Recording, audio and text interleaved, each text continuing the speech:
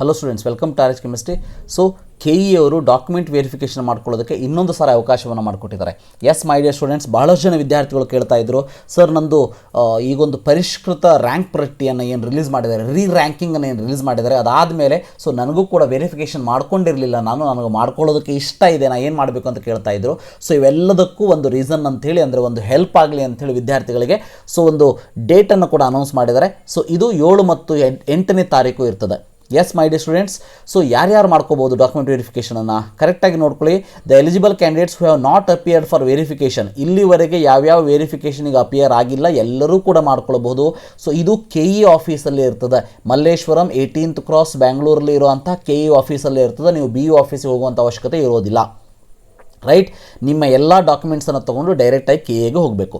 Eligible candidates who have not appeared, ಇದರ ಜೊತೆಗೆ eligible candidates who have been assigned rank for architecture. ನಿಮಗೆಲ್ಲ ಗೊತ್ತಿರೋ ಹಾಗೆ ಆರ್ಕಿಟೆಕ್ಚರ್ ರ್ಯಾಂಕನ್ನು ಮೊನ್ನೆ ಅನೌನ್ಸ್ ಮಾಡಿದ್ದಾರೆ. ಸೊ ಆರ್ಕಿಟೆಕ್ಚರ್ ರ್ಯಾಂಕಲ್ಲಿ ನಿಮ್ಮ ಹೆಸರು ಬಂದವರು ಕೂಡ ವೆರಿಫಿಕೇಷನ್ ಮಾಡ್ಕೊಂಡಿಲ್ಲ ಅಂದರೆ ಮಾಡ್ಕೊಳ್ಳೋದಕ್ಕೆ ಅವಕಾಶವನ್ನು ಮಾಡಿಕೊಟ್ಟಿದ್ದಾರೆ. ಸೊ ಇದರ ಜೊತೆಗೆ ರಿಮೆಂಬರ್, ಯಾರ್ಯಾರು RD ನಂಬರ್ನ ರಾಂಗ್ ಹಾಕಿದ್ದೀರಿ ಅದಕ್ಕೂ ಕೂಡ 6ರಿಂದ 8ನೇ ತಾರೀಕಿನವರೆಗೆ ನೀವು ಕರೆಕ್ಟಾದ RD ನಂಬರ್ನ ಹಾಕೋದಕ್ಕೂ ಕೂಡ ಒಂದು ಟೈಮನ್ನು ಕೊಟ್ಟಿದ್ದಾರೆ, ನಿಮಗೆಲ್ಲ ಹೆಲ್ಪ್ ಆಗಲಿ ಅಂಥೇಳಿ. ಸೊ ಇದರ ಜೊತೆಗೆ ಸೊ ಯಾರ್ಯಾರು ಡಾಕ್ಯುಮೆಂಟಿಗೆ ಮತ್ತೆ ಹೋಗಬೇಕಾಗ್ತದೆ ಅಂತಂದರೆ, list of candidates whose number of years studied in Karnataka is less than 7 years between 1st to 12th. ಅಂದರೆ ಬಿಟ್ವೀನ್ 1st to 12th ಯಾರ್ದೋ ಒಂದಷ್ಟು ಮಿಸ್ಟೇಕ್ ಆಗಿ 7 years ಮಿನಿಮಮ್ ನಿಮ್ಮದು ಎಲಿಜಿಬಲ್ ಆಗಿರೋದಿಲ್ಲ, ಅಂಥವ್ರು ಹೋಗ್ಬೋದು. ಸೊ ಯಾರ್ಯಾರು ಸ್ಟಡಿ ಕರ್ನಾಟಕದಲ್ಲಿ 10 ವರ್ಷ ಸ್ಟಡಿ ಮಾಡಿರ್ತೀರಿ ಬಟ್ 7 ವರ್ಷ ಸ್ಟಡಿ ಸರ್ಟಿಫಿಕೇಟನ್ನು ಮಾತ್ರ ಪ್ರೊಡ್ಯೂಸ್ ಮಾಡಿರ್ತೀರಿ, ಅಂಥವರು ಕೂಡ ಹೋಗ್ಬೋದು. ಯಾರ್ಯಾರು ರೂರಲ್ ಸ್ಟಡಿ ಸರ್ಟಿಫಿಕೇಟ್ 10 ವರ್ಷ ಕಲಿಬೇಕಾಗ್ತದೆ, ಸೊ ಕಲ್ತಿರ್ತೀರಿ ಬಟ್ ಸ್ಟಡಿ ಸರ್ಟಿಫಿಕೇಟನ್ನು ಅಂದರೆ ರೂರಲ್ ಸರ್ಟಿಫಿಕೇಟನ್ನು ಬರೀ 7 ವರ್ಷ ಕೊಟ್ಟಿರ್ತೀರಿ, 8 ವರ್ಷ ಕೊಟ್ಟಿರ್ತೀರಿ, 2 ವರ್ಷ ಮಿಸ್ ಆಗಿರ್ತದೆ, ಅಂಥವರು ಕೂಡ ಹೋಗ್ಬೋದು.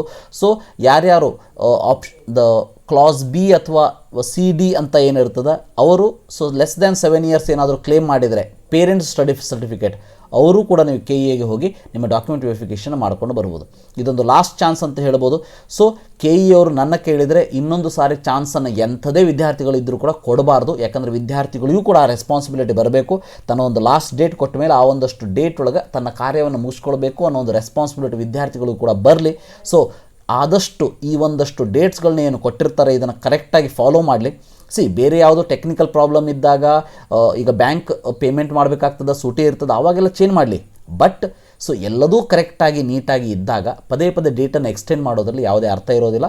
ಸೊ ಈಗ ಕೊಟ್ಟಿರುವಂಥ ಡಾಕ್ಯುಮೆಂಟ್ ವೆರಿಫಿಕೇಷನ್ ಯಾರ್ಯಾರು ಮಾಡ್ಕೊಂಡಿಲ್ಲ, ಇದು ಒಂದು ಫೈನಲ್ ಚಾನ್ಸ್ ಅಂತ ತಿಳ್ಕೊಂಡು ಸದುಪಯೋಗಪಡಿಸ್ಕೊಳ್ಳಿ ಅಂತ ಹೇಳ್ತಾ ಈ ವಿಡಿಯೋನ ಇಲ್ಲೇ ಮುಗಿಸೋಣತೆ.